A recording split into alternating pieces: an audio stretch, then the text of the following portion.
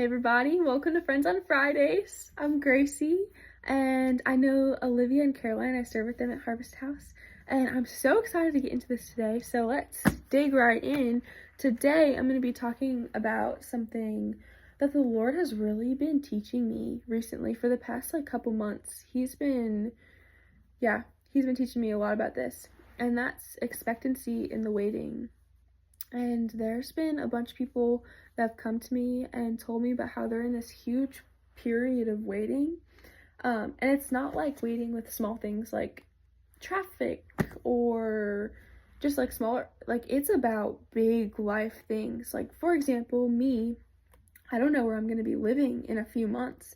So it's like I'm giving this to the Lord and I'm just waiting right now. But it's important to be expectant with that. So let's get into some scripture first. In Isaiah 40 verse 31, it says, "But they who wait for the Lord shall renew their strength. They shall mount up with wings like eagles. They shall run and not be weary. They shall walk and not faint."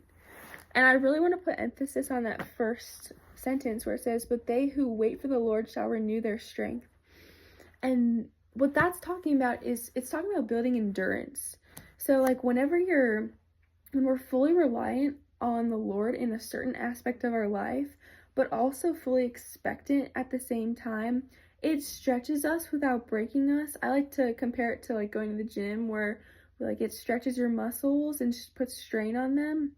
And then whenever that happens, whenever it comes back together, it just binds it so tight and really strengthens it. So that's comparable to our walk. Whenever we're put through a time of strain, it actually strengthens our relationship with the Lord. So it's important to be expectant. However, that's the key that unlocks it, because whenever you're just it's easy to get focused on what you're around.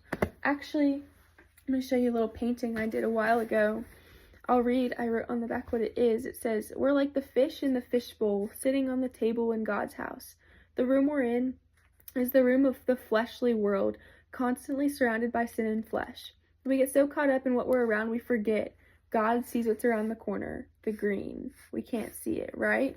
So whenever we just see this, and we're just around the natural disasters, the fact that we don't have anywhere to live in August, but the Lord sees this, and this is what He's promised for us.